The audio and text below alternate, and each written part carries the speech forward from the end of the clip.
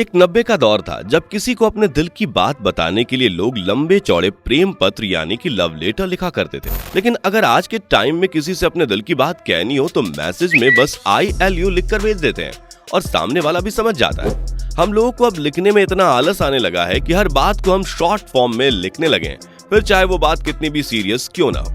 जैसे कि ज्यादातर लोग मैसेज में हाउ आर यू को HRU, गुड मॉर्निंग को GM, गुड नाइट को GN और फॉरगेट को फोगेट लिखते हैं। इंस्टाग्राम पोस्ट कैप्शन हो या फिर व्हाट्सएप मैसेज, हर जगह इन शॉर्ट फॉर्म का यूज किया जाता है क्योंकि शॉर्ट फॉर्म और एब्रिविएशंस की वजह से मैसेज को टाइप करने में टाइम कम लगता है और ये पढ़ने और लिखने में कूल लगते हैं। लेकिन क्या आपने कभी नोटिस किया है कि जेन जी की यही कूल टेक्सटिंग उनकी लिटरेसी को किस तरह डिस्ट्रॉय कर रही है? टेक्स्ट मैसेज में एब्रिविएशंस और शॉर्ट फॉर्म के यूज को टेक्सटिंग कहते हैं, जो जेन जी के बीच बहुत पॉपुलर है। टेक्सटिंग की शुरुआत पुराने मोबाइल फोन्स मॉडल से हुई थी, जिनमें एक टेक्स्ट मैसेज के लिए सिर्फ 160 वर्ड्स का स्पेस होता था और मैसेजेस सेंड करने की भी लिमिट होती थी। और क्योंकि उस समय SMS के रिचार्ज पैक्स भी महंगे होते थे, इसलिए कोई भी अपने मैसेज को वेस्ट करना पसंद नहीं करता था और यहीं से मैसेज को शॉर्ट फॉर्म में लिखने की शुरुआत हुई। लोग मैसेज स्पेस को बचाने के लिए हर बात को शॉर्ट फॉर्म में लिखने लगे। जैसे किसी भी वर्ड को पूरा लिखने की जगह सिर्फ उसका first and last alphabet use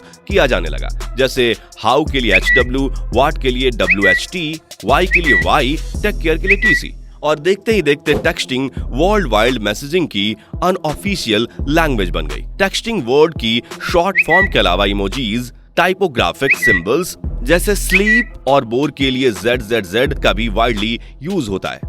लेकिन टेक्सटिंग का सबसे बड़ा ड्रॉबैक ये है कि इसकी वजह से टीनेजर वर्ड्स की स्टैंडर्ड और नॉन स्टैंडर्ड स्पेलिंग के बीच डिफरेंस भूल रहे हैं। बच्चे प्रोनाउंस स्कूल करते हैं और लिखते हैं SKOOL। इसी तरह ज्यादातर टीनेजर्स प्लीज को हमेशा PLZ लिखते हैं। शॉर्ट फॉर्म और एब्रिविएशंस के रेगुलर यूज की वजह से माइंड भी स्पेलिंग्स को भूलने लगता है। साल 2015 में Delhi school of professional studies and research के एक प्रोफेसर ने 100 बच्चों पर एक सर्वे किया और उनसे पूछा कि वो लिखने के लिए प्रॉपर स्पेलिंग्स का यूज करना पसंद करते हैं या नॉन स्टैंडर्ड लैंग्वेज का।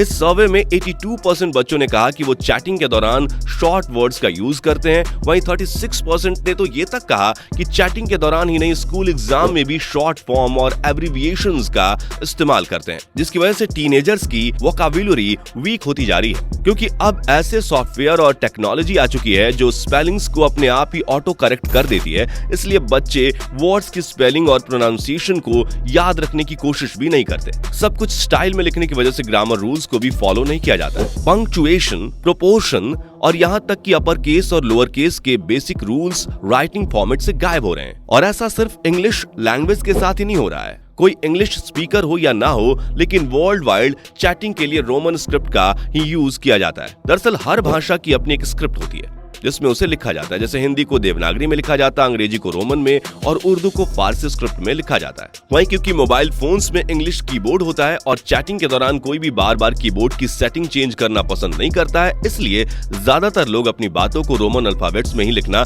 पसंद करते हैं। जैसे कि तुम कैसे हो यानी कि TUM यानी कि तुम कैसे हो, कहाँ हो यानी कि KAHA कहाँ हो। अब यहाँ पर भाषा तो हिंदी है, लेकिन भाषा को लिखने के लिए इंग्लिश अल्फाबेट का इस्तेमाल हुआ है, जिसे हम इंडियंस इंग्लिश कहते हैं। इंडिया, पाकिस्तान, बांग्लादेश, नेपाल, भूटान जैसे साउथ एशियन कंट्रीज में सोशल मीडिया पोस्ट और चैटिंग के लिए ज्यादातर लोग यही लैंग्वेज इस्तेमाल करते हैं और इस टेक्स्ट लैंग्वेज की वजह से लोग अब हिंदी और उर्दू जैसी दूसरी रीजनल लैंग्वेजेस को भूलते जा रहे हैं। आप ही बताइए, लास्ट टाइम आपने हिंदी में कब कोई मैसेज या लेटर लिखा था? हिंदी दिवस पर या एग्जाम में?